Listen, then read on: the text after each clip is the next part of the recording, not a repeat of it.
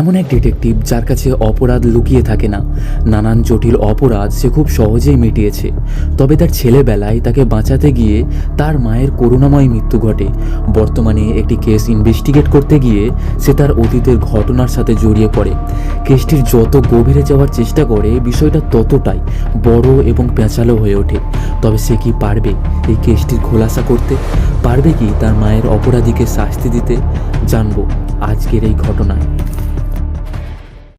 এই যে ব্যক্তিটাকে দেখছেন, এটা আমাদের গল্পের মূল চরিত্র, হংগেল ডং। তবে ইন্টারেস্টিং বিষয় হলো তার অতীতে ঘটে যাওয়া কোনো ঘটনাই মনে নেই।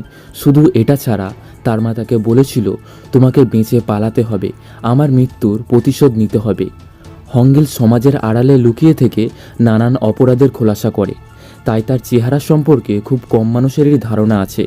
তার এই কাজের জন্য সে তার জীবনে অনেক শত্রুর আগমন ঘটিয়েছে। সে হলবিং ডং নামক একটি ইল্লিগাল সংগঠনের হয়ে কাজ করে। সংগঠনটা যতটা ছোট মনে হয় তার থেকে অনেক বেশি গুণ ক্ষমতাশালী। এই সংগঠনের সবচেয়ে উঁচু পদে কাজ করে একজন মহিলা। একসময় তার বাবা এই সংগঠনের প্রচলন ঘটায় এবং হংগিলকে অনাথ আশ্রম থেকে নিজের কাছে নিয়ে আনে। এক পর্যায়ে হংগিল এবং এই মেয়ের মধ্যে বন্ধুত্বর সৃষ্টি হয় এবং এটা কখন ছোটোখাটো ভালোবাসায় পরিবর্তন হয় তারা দুজনেই বুঝতে পারে না। আজ হংগিল কিছু লোকেদের সাথে দেখা করতে এসেছে। এদের কাজ হলো টাকার বিনিময়ে কম বয়সী বাচ্চাদেরকে কিডন্যাপ করা, ড্রাগস পাচার করা এবং কখনো মোটা টাকার জন্য মানুষের হত্যা করা। তাদের এই পুরো ক্রিমিনাল অর্গানাইজেশনটা হলবিং ডং সংগঠন দ্বারা পতনের শিকার হয়। তার প্রতিশোধ নিতে আজ তারা এখানে এসেছে। তারা জানতে পেরেছে হংগিল ডিটেকটিভ এখানেই কোথাও আছে। যেমনটা আমি আগেই বলেছিলাম, হংগিলের পরিচয় খুব বেশি মানুষ জানে না, তাই তারা এই বিষয় থেকে একদমই অজানা যে হংগিল তাদেরকে এই খবরটা দিয়েছে আর এখন সে তাদের সাথেই এখানে আছে। সে এখানে এসেছে তাদের পুরো অর্গানাইজেশনটাকে গোড়া থেকে উপড়ে ফেলতে। তারা দরজা খুলে ভেতরে ঢুকলে গুলির শব্দ শুনে অজানা অনুসারে গুলি ত্যাগ করে আর দেখে তাদের সাথে যে ব্যক্তিটি এসেছিল সে টেবিলে বসে আছে। এটা বুঝতে তাদের বেশিক্ষণ সময় লাগে না যে সে ডিটেকটিভ হংগিল। তার কাছে কোনো রকম অস্ত্র বা বন্দুক নেই, আছে তো শুধু একটি ওয়াকি টকি, আর এটাই তার কাছে এখন সবচেয়ে বড় অস্ত্র। যেহেতু সে তাদের তিনজনের সবচেয়ে কাছের মানুষজনকে কিডন্যাপ করে তাদেরকে এখন ব্ল্যাকমেল করছে, তারা অন্য কোনো উপায় খুঁজে না পেয়ে বন্দুকগুলি টেবিলে জমা রাখতে বাধ্য হয়। এক পর্যায়ে তারা রাগের আবেগে ভেঙে পড়লে তাদেরকে নিয়ন্ত্রণ করতে হংগিল তাদের পায়ে গুলি চালায় এবং তাদেরকে বিয়ংদেক নামক একজন ব্যক্তির বিষয়ে জিজ্ঞাসা করে, যে বলতে পারবে তাকে প্রাণে ছেড়ে দেবে। তারা তাকে না জেনেও তাকে জানার ভান করলে একজন ডিটেকটিভ হিসাবে খুব সহজেই এটা তার চোখে পড়ে। সে তাদের কাছে একটি কাটার দেয়, নিজেদের আঙুল থেকে শরীরের অঙ্গ কাটা শুরু করতে বলে। তারা তিনজনে একে অপরের সাথে বিশ্বাসঘাতকতা করে এবং তাদেরকে এই মৃত্যুর খেলায় মগ্ন করে হংগিল ওখান থেকে চলে যায়। কিছু সময় আগে হংগিলের সেই ব্যক্তিটার সম্পর্কে মনে পড়ে যে তার মায়ের হত্যা করেছিল। আগে সে শুধু তার নাম জানতো, এখন তার চেহারাও। ব্যক্তিটার চেহারা গোলাকার, না খুব লম্বা না খুব নাটোখাটো। প্রধান বর্ণনা হলো ব্যক্তিটার একটা চোখ কানা। কিম বিয়ং দেক নামক এই ব্যক্তিটার সম্পর্কে তার সংগঠনকে জানালে তার ঠিকানা খুঁজে বার করতে খুব একটা সময় লাগে না। সে আজ রাতের মধ্যেই সেই গ্রামের দিকে রওনা হয়। গ্রামের নাম মিয়ং হোল রি। মাঝ রাস্তায় তার গাড়ি খারাপ হয়ে পড়ায় সে গাড়ি থেকে বার হয়ে গাড়িটা রিপেয়ারিং করে। অন্যদিকে আমরা বিয়ংদেককে দেখি, যার এখন দুটো নাতনি আছে, যাদের নাম ডংইও এবং মুনসুন। তারা সকলে টেবিলে বসে খাবার খাচ্ছিল। বিয়ংদেক এখন পেশায় একজন কুড়াদার। প্লাস্টিক এবং প্লাস্টিকের বোতল বিক্রি করে নিজের সংসার চালায়, আর তার দেখা দেখি তার বড় নাতনি একই কাজ করে স্কুলের পাশাপাশি, যাতে সে কিছু টাকা জমিয়ে তার নানার জন্য একটি নতুন চশমা কিনতে পারে। তারা কিছুদিন পর এই এলাকা ছেড়ে অন্য কোথাও চলে যাবে। তবে বাচ্চা দুটির মন এতে একদমই রাজি ছিল না। তাদের নানা জানায় তারা এখান থেকে অন্য জায়গায় না গেলে ভালো টাকা রোজগার করতে পারবে না, তনসিউক খেতে পারবে না। তনসিউক হলো এক ধরনের মাংস দিয়ে তৈরি খাবার। তখনই তারা জানালার বাইরে একটি গাড়ি আসতে দেখতে পায়। তাদের নানা তাদেরকে সাবধান করে, কোনো এক জায়গায় লুকানোর জন্য চেষ্টা করে। বলে পুলিশের কাছে যাবে না, পুলিশকে কিছু বলবে না। যদি পুলিশ বাড়িতে আসে তবুও না জানার ভান করবে। দুজন ব্যক্তি তার দরজার সামনে আসে। বিয়ংদেক তার নাতনিদের অন্য ঘরে রেখে দরজা খোলে। অজানা ব্যক্তি দুটি তাকে নিজের সাথে আসতে বলে বস ডেকেছে। বিয়ংদেক রাজি না হলে তাকে জোর করে টেনে হিঁচড়ে নিজেদের সাথে নিয়ে যায়। এই সব কিছু দুই বোনে দরজার পেছন থেকে লুকিয়ে দেখছে। এক পর্যায়ে ঘর থেকে বের হয়ে এসে দেখে বাড়িতে কেউ নেই। কিছু তাজা রক্তের ফোঁটা মেঝেতে পড়ে আছে শুধু। তাদের নানাকে বাঁচানোর জন্য তারা গাড়িটার পেছনে যায়। রাস্তায় হংগিলের সাথে ওই কিডন্যাপারের দেখা হয়। একজন ডিটেকটিভ হিসাবে এটা বুঝতে তার বেশিক্ষণ সময় লাগে না যে গাড়ির মধ্যে কাউকে কিডন্যাপ করে নিয়ে যাওয়া হচ্ছে। গাড়িতে টোটাল 3 জন ব্যক্তি আছে এবং সবচেয়ে জরুরি, সে গাড়ির নাম্বার প্লেটটা ভালো করে লক্ষ্য করে। সব কিছু জেনেও না জানার ভান করে তাদের রাস্তা ছেড়ে দেয় এবং নিজের উদ্দেশ্যের দিকে এগোতে থাকে। সঠিক ঠিকানায় পৌঁছে বাড়ির ভেতরে ঢুকে দেখে কোনো মানুষের অস্তিত্ব নেই। কিছু জিনিস বাড়ির মধ্যে ছড়িয়ে ছিটিয়ে আছে এবং কিছু রক্তের ফোঁটা লক্ষ্য করে সে বুঝতে পারে যে ব্যক্তিটাকে তারা কিডন্যাপ করে নিয়ে যাচ্ছিল সে আসলে তার মায়ের হত্যাকারী বিয়ং দেক। সে বাড়িটা ভালো করে খুঁজে দেখে যেখান থেকে যা তথ্য পাওয়া যায়। তখনই সেখানে সেই বাচ্চা দুটি হাজির হয়। হংগিল বুঝতে পারে তার মায়ের হত্যাকারীর 2টো নাতনিও আছে। তাদেরকে সে নিজের শত্রুর চোখে দেখে। হংগিল নিজেকে তাদের সামনে একজন সরকারি কর্মচারী হিসাবে পরিচয় দেয়। সে তাদের সম্পর্কে প্রতিটা জিনিস মুখস্থ বিদ্যার মতো বলতে থাকে, যেমন তারা কোন ক্লাসে পড়ে, তাদের নাম কি, তাদের দাদু কি কাজ করে এবং কিছুদিন পর তারা এই বাড়ি ছেড়ে চলে যেত। তার এইসব কথা শুনে তারা দুজনে অবাক দৃষ্টিতে তার দিকে তাকিয়ে থাকে। আর সে এমনটা বলতে সক্ষম হয় কারণ কিছু সময় আগে সে তাদের পুরো ঘরটাকে তল্লাশি করেছিল। তখনই তার নজর দেওয়ালে ঝুলতে থাকা একটি ক্যালেন্ডারের ওপর পড়ে, যেখানে 24 তারিখের ওপর একটি ক্রস চিহ্ন করা আছে। হংগিল ওখান থেকে চলেই যাচ্ছিল, তখনই তার মাথায় একটি বুদ্ধি খেলে। সে বাচ্চাগুলিকে নিজের সাথে নিয়ে যাবে বলে ঠিক করে। সে বাচ্চাগুলিকে আশ্বাস দেয় সে তাদের নানাকে খুঁজতে তাদের সাহায্য করবে। প্রথমে তারা যেতে চায় না, তবে অন্য কোনো উপায় খুঁজে না পেয়ে ওটাই বেছে নেয়। ডিটেকটিভ তার শত্রুর 2টি নাতনিকে নিজের সাথে কেনই বা নিয়ে যেতে চাইছে এ বিষয়ে আমরা পরে জানতে পারবো। এরপর হংগিল তাদেরকে নিয়ে এক পুরানো বন্ধ পড়ে থাকা ফ্যাক্টরিতে যায়, কারণ তার অনুমানে কিডন্যাপাররা সবসময় তাদের ভিকটিমদের নিরিবিলি নিস্তব এলাকায় নিয়ে যেতে পছন্দ করে, আর সবচেয়ে কাছাকাছির মধ্যে এটাই আছে। ফ্যাক্টরির মধ্যে সে কিছু মানুষের পায়ের ছাপ লক্ষ্য করে, যার মধ্যে লেগে থাকা কিছু মাটির অংশ সে নাকে শুয়ে বুঝতে পারে কিডন্যাপাররা অনেক সব গরু ছাগল পোষে, অর্থাৎ তার একটি গোয়াল ঘর আছে। তাই যখনই সে যাতায়াত করে তার পায়ে এই নোংরা মাটির স্পর্শ ঘটে। ওখানে সে একটি বাক্সের মধ্যে একজন মানুষের লাশ খুঁজে পায়। তার আইডি কার্ড থেকে জানা যায় তার নাম জং। তার কাছ থেকে 2টি হ্যান্ড গ্লাভস, একটি পার্স এবং তার নখে ইঞ্জিন অয়েল লেগে আছে, অর্থাৎ এই ব্যক্তিটা কোনো গাড়ির গ্যারাজে কাজ করত। হংগিল এলাকার টেলিফোন বুক থেকে আশেপাশে থাকা গ্যারাজের নাম্বার ছিঁড়ে নেয়। এরপর আশেপাশে থাকা একটি গোয়ালঘর খুঁজে একটি বাড়িতে হানা দেয়। সে সেখানে একজন কিডন্যাপারকে খুঁজে পায়।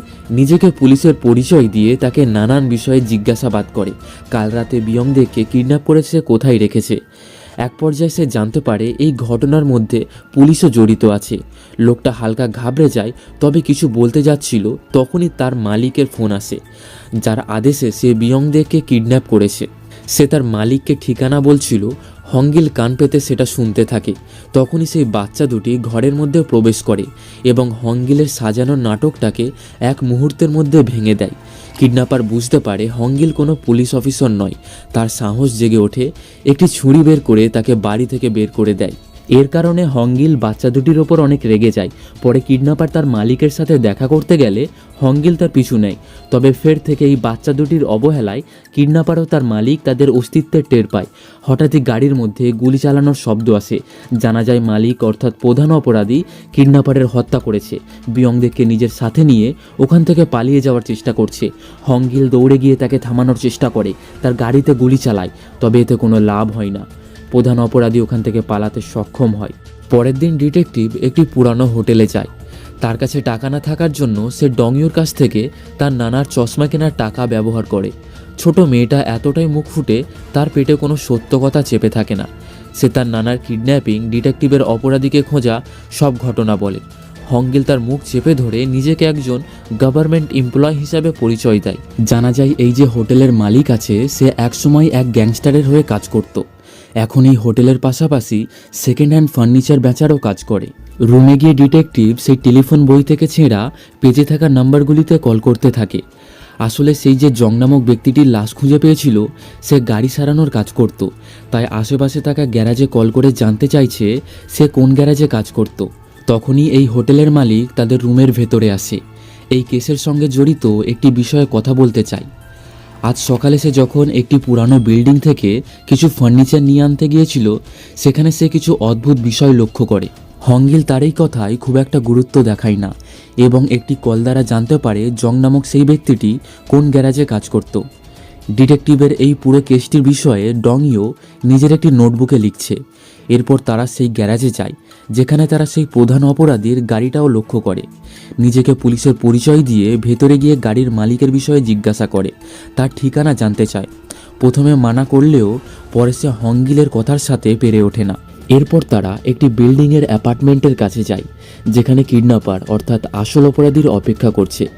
যখন কিডন্যাপার ওখানে আসে, ডিটেকটিভ লুকিয়ে তার অ্যাপার্টমেন্টে যায় এবং চুপি স্বরে কিছু ডকুমেন্ট নিজের কাছে রাখে।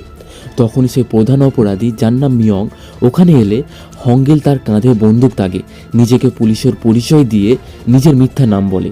বিয়ংদেকে কিডন্যাপের অপরাধে তাকে গ্রেফতার করতে চায়। মিয়ং হংগিলের আসল নাম সহ তার সম্পর্কে আরও কিছু কথা বলে। এইসব কথা শুনে হংগিল অনেকটা অবাক হয়।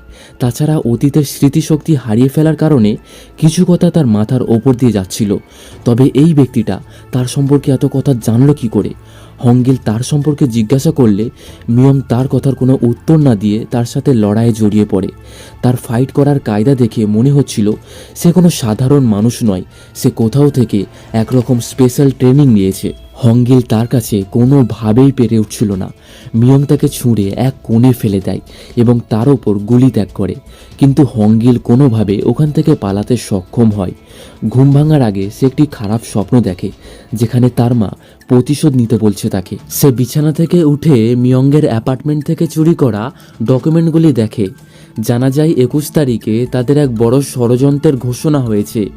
আজ 22 তারিখ, বন্দুকসহ কিছু অস্ত্রের পাচার হচ্ছে। 23 তারিখে পুলিশদের নিজের আয়ত্তে আনবে এবং 24 তারিখে 9টার সময় কিছু একটা বড় ঘটতে চলেছে। মিয়ং তার সাথীদের সাথে হোটেলে হানা দেয়। হোটেলের মালিককে তাদের বিষয়ে জিজ্ঞাসা করে, আর আমরা জানতে পারি হংগিল আগে থেকেই হোটেলের মালিককে বলে গেছে তাদের খোঁজে এই হোটেলে কেউ আসবে। সে জানে না তারা কোথায় গেছে, তবে বলে গেছে তারা সন্ধ্যের মধ্যে ফিরে আসবে। হংগিল তার এজেন্সির সংস্থাতে ফোন করে কিছু টাকার নিবেদন জানায়, তবে তার কাছে টাকা না থাকার কারণে ফোনটি কেটে যায়। হংগিলের এই খারাপ স্বপ্নের কারণে সে রাতে ভালো করে ঘুমাতে পারে না, তাই জেগে থাকার জন্য সে কিছু ওষুধের ব্যবহার করে। হংগিল এমন কিছু জায়গা বা পুরানো বিল্ডিংয়ের তল্লাশ করছে যেখানে মানুষের আনাগোনা নেই বললেই চলে, কারণ এমন জায়গাতেই তারা তার নানা অর্থাৎ বিয়ংদেককে খুঁজে পেতে পারে। তখনই হংগিলের মাথায় একটি বুদ্ধি খেলে। তারা ডিস্ট্রিক্ট গভর্নমেন্টের অফিসে যায়। এক এমপ্লয়িকে সার্ভের বাহানা দিয়ে খালি পড়ে থাকা পুরানো বিল্ডিংয়ের বিষয়ে জিজ্ঞাসা করে। সে ম্যাপেতে চিহ্ন করে তাদেরকে এমন একটি জায়গার সম্পর্কে সন্ধান দেয়। তারপর তারা ওই বিল্ডিংয়ের কাছে যায়। হংগিল তাদের নানা অর্থাৎ বিয়ংদেকে মারার জন্য নিজের বন্দুকটা লোড করে। আসলে হংগিল তার মায়ের বদলা নেওয়ার জন্যই বিয়ংদেককে খুঁজছে। এই বিষয় থেকে এই দুটি বাচ্চা একদমই অজানা। এখানে বিয়ংদেককে একটি বিল্ডিংয়ের বেসমেন্টের মধ্যে লুকিয়ে রাখা হয়েছে। মেন গেট বন্ধ থাকার কারণে তারা জানালা থেকে উঁকি মারে, তবে সেখান থেকে তারা বিয়ংদেককে দেখতে পায় না। হংগিল ভাবে তাকে হয়তো অন্য কোথাও রাখা হয়েছে, তাই তারা ওখান থেকে চলে যায়। আমরা দেখতে পাই মিয়ংয়ের কিছু লোক হংগিলকে ধরার জন্য হোটেলের বাইরে পাহারা দিচ্ছে, কিন্তু হংগিল তাদের থেকে 2 কদম এগিয়ে। সে তাদের গাড়ির মধ্যেই বসেছিল, তাদেরকে গান পয়েন্টে রেখে নিজের দাপটে আনে। অন্যদিকে মিয়ং কিছু পাচার হয়ে আসা অটোমেটিক বন্দুকের পরীক্ষা করছিল তাদের সেই বড় ষড়যন্ত্রের জন্য। এরপর আমরা হংগিলকে ফের থেকে হোটেলে দেখি, যেখানে সেই হোটেলের মালিকের সাথে তার একজন খুব কাছের মানুষও ছিল। যেখানে হংগিল টিভিতে একজন নেতার ভাষণ শুনছিল। তার হাতে একরকম চিহ্ন লক্ষ্য করেছে, যেমনটা তার নিজের হাতে বিয়ংদেক এবং মিয়ংয়ের হাতে সে দেখেছে। পরের দিন হংগিল এটা ভাবছিল কিডন্যাপাররা কিছু তো একটা পাওয়ার জন্য বা খোঁজার জন্য বিয়ংদেককে কিডন্যাপ করেছে। তার পুরো ঘর তল্লাশ করেছে, তবে এখনও তারা সেটা খুঁজে পায় না, এমনটা হংগিলের বিশ্বাস। কোনো কারণে ডংইওর ব্যাগ চেক করলে তার মধ্যে একটি ফটো অ্যালবাম খুঁজে পায়, যার মধ্যে লুকানো ছিল কিছু ডকুমেন্ট। ডিটেকটিভ হংগিল এগুলিকে টেবিলে সাজিয়ে রেখে পড়ার চেষ্টা করে। জানতে পারে 40 বছর আগে তাদের দেশে ইয়ঙ্গ নামক একটি গুপ্ত অর্গানাইজেশন ছিল এবং বিয়ংদেক ওখানে একজন অ্যাকাউন্ট জার্নাল অর্থাৎ টাকা পয়সার হিসাবপত্র রাখার কাজ করত। এই অর্গানাইজেশনের উদ্দেশ্য ছিল নিজের জাতিকে বাঁচিয়ে রাখা, তবে ক্ষমতার লোভে তাদের পদভঙ্গ হয়, তাদের ক্ষমতা বৃদ্ধি পেতে থাকে। তবে বিশ্বযুদ্ধের কারণে তাদের রাজতন্ত্রের বিনাশ ঘটে।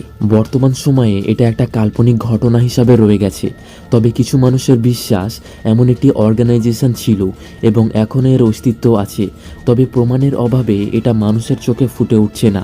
অনেক সব পলিটিশিয়ান এবং শক্তিশালী লোকেরা এর সাথে জড়িত। আগামী ইলেকশনে তারা নিজেদেরকে ক্ষমতায় আনতে চায়, নিজেদের মতো করে দেশ চালাতে চায়। বর্তমানে এই সব কিছুর প্রধান নেতা হচ্ছে সেই কিডন্যাপার মিয়ঙ্গ। এর থেকে বোঝা যায় কেন মিয়ঙ্গের লোকেরা বিয়ংদেকে কিডন্যাপ করেছে। তার কাছে এমন কিছু ডকুমেন্ট আছে যার দ্বারা তাদের অর্গানাইজেশনের খোলাসা হতে পারে। এই বিষয়ে হংগিল তাদের সংস্থার নেতাকে জানায়। ডিটেকটিভ এই সব ঘটনাকে একসাথে মিলিয়ে দেখার চেষ্টা করে। আগামীকাল অর্থাৎ 24 তারিখে কিছু একটা বড় ঘটতে চলেছে।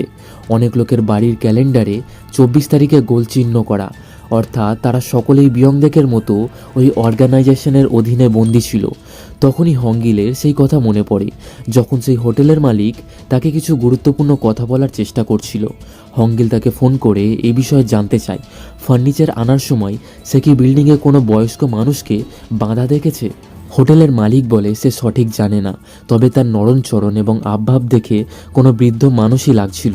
ডিটেকটিভ তার কাছ থেকে ঠিকানা জানতে চায়, তবে তখনই ফোনের ল্যান্ডলাইন কেটে যায়। আর ডিটেকটিভের মনে পড়ে ডকুমেন্টে লেখা ছিল 23 তারিখে প্রায় 2টোর সময় এলাকার টেলিফোনের ল্যান্ডলাইন কেটে যাবে, যাতে কেউ কারোর সাথে কোনো রকমভাবে যোগাযোগ না করতে পারে। অন্যদিকে জানা যায় বিয়ংদেককে যেই বিল্ডিংয়ে লুকিয়ে রাখা হয়েছিল সে কোনোভাবে ওখান থেকে পালাতে সক্ষম হয়েছে। হংগিল সেই গাড়ি সারানোর দোকানে যায়, যেখানে মালিকের কাছ থেকে জানতে পারে সে বৃদ্ধ মানুষ বিয়ংদেক তার নাতনিদের খুঁজতে এখানে এসেছিল। হয়তো এখন সে নিজের বাড়িতে ফিরে গেছে। হংগিল এই কথাগুলি বাচ্চা দুটির কাছ থেকে লুকায়। তখনই ওখানে মিয়ংয়ের আগমন ঘটে। হংগিল তাদেরকে নিয়ে একটি রুমের মধ্যে লুকিয়ে যায়। মিয়ং দোকানের মালিকের কাছ থেকে হংগিলের বিষয়ে জিজ্ঞাসা করলে লোকটি না জানার ভান করে। ঘরেতে হংগিলের জানালা খোলার শব্দে মিয়ংয়ের সন্দেহ হয়, তবে দোকানের মালিক ওই শব্দটিকে তার লাঠির শব্দের সাথে মিশিয়ে দেয়। মিয়ংয়ের চলে যাওয়ায় হংগিল বেরিয়ে আসে। বাচ্চা দুটিকে দোকানের মালিকের সাথে সে হোটেলে পাঠিয়ে দেয়। ওই দোকানের পাশে একটি ওয়্যারহাউস ছিল, যার দরজা খোলা দেখে হংগিল ওখানে গেলে আহত অবস্থায় বিয়ংদেককে দেখে। হংগিল নিজের আসল পরিচয় লুকিয়ে একজন ডিটেকটিভ হিসাবে শুধু নিজেকে পরিচয় দেয় এবং সেই অর্গানাইজেশনের বিষয়ে জিজ্ঞাসা করে যেখানে আগে বিয়ংদেক কাজ করত। বিয়ংদেক বলে ইয়ঙ্গ অর্গানাইজেশনের আগমন ঘটে 1900-এর দশকে। তারা গরিব মানুষের ওপর অত্যাচার করত, তাদেরকে দাসী বানিয়ে নিজেদের কাজে ব্যবহার করত। তারা হাজার হাজার মানুষের হত্যা করেছে। মানুষের মধ্যে তাদের এক ভয়ের আতঙ্ক ছিল। নিজেদের পরিচয় বজায় রাখার জন্য তারা দাসীদের হাতে একরকম চিহ্ন তৈরি করেছে। তাদের উদ্দেশ্য ছিল সরকারের ক্ষমতা নিজেদের হাতে আনা, তবে বিশ্বযুদ্ধের কারণে সেটা সফল হতে পারেনি। তবে তারা আবার থেকে সেই চেষ্টাই করছে। 24 তারিখে তারা এলাকার সকল মানুষকে গুলি করে হত্যা করবে। এ বিষয়ে বিয়ংদেক জানতে পারে। একসময় ইয়ঙ্গ অর্গানাইজেশনের অ্যাকাউন্টেন্ট হিসাবে কাজ করায় তার কাছে অনেক সব প্রমাণ আছে যার দ্বারা এই অর্গানাইজেশনের খোলাসা হতে পারে, যার থেকে সে এই অর্গানাইজেশন এবং মিয়ংকে ভয় দেখাতে থাকে, তাদেরকে ব্ল্যাকমেল করতে থাকে। তবে এখন তার কাছে এই প্রমাণও হাতছাড়া। হংগিল তাকে আরও একটি প্রশ্ন জিজ্ঞাসা করে, সেই গোলামির সময়কালে সে কি কারোর হত্যা করেছে? বিয়ংদেক বলে হ্যাঁ। এক রাতে বিয়ংদেক তার মেয়েকে সাথে নিয়ে একজন মহিলার সঙ্গে ওই অর্গানাইজেশনের অধীন থেকে পালানোর চেষ্টা করে, তবে তাতে তারা ব্যর্থ হয়। ওখানকার যে কমান্ডার ছিল সে বিয়ংদেককে দুটি রাস্তা দেয়। এক, যেই মহিলাকে নিয়ে সে ওখান থেকে পালানোর চেষ্টা করেছিল তাকে নিজে হাতে গুলি করা, অথবা কমান্ডারের সাথে নিজের মেয়ের শারীরিক সম্পর্ক করতে দেওয়া। বিয়ংদেক দ্বিতীয় কোনো চিন্তা না করেই বাধ্য হয়ে ওই মহিলার হত্যা করে। আর এই সব কিছু ছেলেবেলায় হংগিল পাঁচিলের পেছন থেকে দেখে। নিজের মাকে মরতে দেখে বিয়ংদেকের হাতে। রাগে ও বদলায় অসহায় অবস্থায় ওই অর্গানাইজেশনের অধীন থেকে পালিয়ে যায়। প্রচণ্ড হারে বৃষ্টিপাত ও বজ্রপাতের কারণে একটি টাওয়ারের কাছে হংগিলের মাথায় একটি বজ্রপাত পড়ে, যার কারণে হংগিল তার ছোটবেলার সব স্মৃতি হারিয়ে ফেলে। তবে বিয়ংদেকের কাছ থেকে সব ঘটনা শোনার পর তার ছেলেবেলার সব কথা মনে পড়ে। হংগিল বিয়ংদেককে জিজ্ঞাসা করে সে কি তার এই পাপের জন্য দুঃখিত।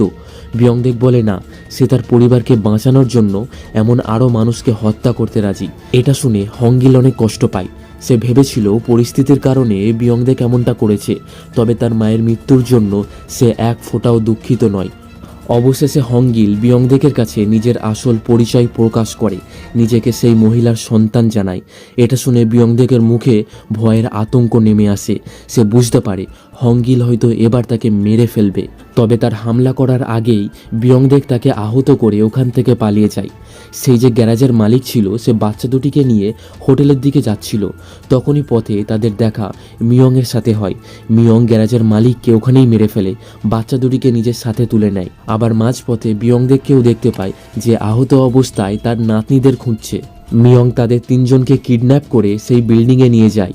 অন্যদিকে হংগিল হোটেলের মালিকের সাথে দেখা করার জন্য হোটেলে আসে, যেখানে সে হোটেলের মালিকের গার্লফ্রেন্ডের কাছ থেকে জানতে পারে সে হোটেলে নেই।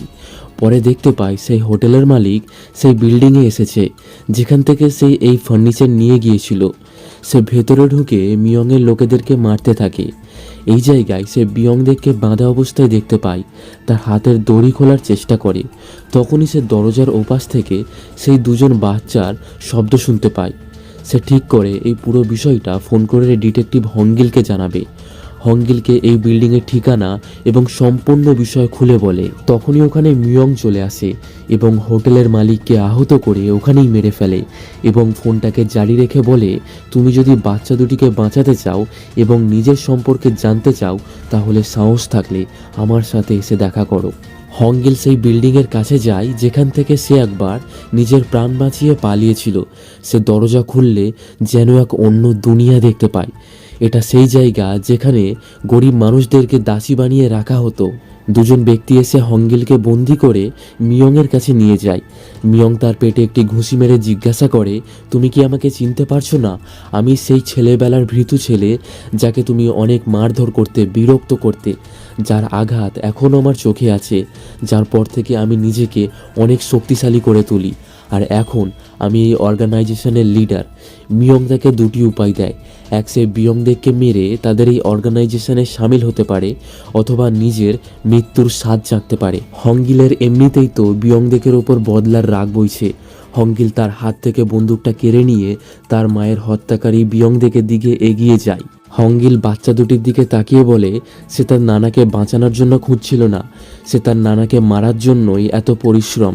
কিন্তু হংগিল ছোট মেয়ে দুটির মুখের দিকে তাকিয়ে বিয়ংদেককে মারতে পারছিল না, তাই পাশে থাকা একটি হাইড্রোজেন সিলিন্ডার ফাটিয়ে দেয়, যার ফলে আশেপাশে কুয়াশার মতো ধোঁয়া ছড়িয়ে পড়ে, ফলে কেউ কাউকে দেখতে পাচ্ছিল না। সুযোগের ফায়দা নিয়ে হংগিল বিয়ংদেকের লোকগুলিকে মেরে ফেলে, বিয়ংদেককে ছাড়াতে যায় এবং বলে, এরপর থেকে কখনো আমাকে নিজের মুখ দেখাবে না, এবং সাথে বাচ্চা দুটিকেও ছাড়িয়ে নেয়। তবে কুয়াশা কমে যাওয়ার ফলে মিয়ং পিছন থেকে এসে হংগিলকে মারতে চায়, তবে বিয়ংদেক মধ্যে এসে হংগিলকে বাঁচিয়ে নিজেকে আহত করে এবং খারাপ সময় বুঝে মিয়ং মুন নামক সেই ছোট বাচ্চাটিকে নিজের সাথে নিয়ে ওখান থেকে পালিয়ে যায়। পরে আমরা হসপিটালে বিয়ংদেককে দেখি, যার অবস্থা খুব একটা ভালো নেই। সে তার নাতনির ডংইয়োর সামনে তার শেষ নিঃশ্বাস ত্যাগ করে। তার নানাকে হারিয়ে ডংইয়ো কান্নাকাটি করে, প্রায় দিশেহারা অবস্থা তার। 24 তারিখের রাতে মিয়ংয়ের লোকেরা এসে এলাকাবাসীর সকলকে জোর করে সে বিল্ডিংয়ের কাছে নিয়ে যায় এবং পাহাড়ের ওপর থেকে অনেক গুন্ডারা বন্দুক নিয়ে নিশানা করে আছে এলাকাবাসীর ওপর। এরা শুধু মিয়ংয়ের আদেশের অপেক্ষা করছে গুলি চালানোর জন্য। অন্যদিকে হংগিলও মিয়ংয়ের কথার মতো একটি জায়গায় গিয়ে পৌঁছায়, যেখানে সে একটি গাড়ির মধ্যে মুনিওকে বন্দি অবস্থায় দেখতে পায় কিছু লোকের সাথে। হংগিলকে একটি রুমের মধ্যে নিয়ে যাওয়া হয়, যেখানে টেবিলের সামনে একটি স্পিকার রাখা ছিল। মিয়ং পুরো বিষয়টা ভালো করে হংগিলকে খুলে বলে এবং ফোনের ওপারে থাকা ব্যক্তিদের আদেশ দেয় সকলকে গুলি করে মেরে ফেলার। স্পিকার থেকে হংগিল বহু মানুষের চেল্লানোর এবং যন্ত্রণার শব্দ শুনতে পায় এবং পেছনে চেয়ে দেখে গাড়ির মধ্যে মুনিও নামক সেই বাচ্চা মেয়েটিকেও মেরে ফেলা হয়েছে। মিয়ং বলে, এবারে মরার পালা তোমার। এটা বলে সে হংগিলের ওপর গুলি চালায়, তবে বন্দুকে গুলি থাকার সত্ত্বেও বন্দুকের মুখ থেকে গুলি বের হয় না। আমরা হংগিলের মুখে হালকা মুচকি হাসি লক্ষ্য করি। তখনই পেছনে থাকা দেওয়াল গাড়ির দ্বারা উপড়ে ফেলা হয় এবং হংগিলের সেই এজেন্সির লোকেরা আসে, সাথে সেই সুদখোর নেতা ও 3 জন পুলিশকেও নিজের সাথে নিয়ে আনে যারা মিয়ংয়ের হয়ে কাজ করত।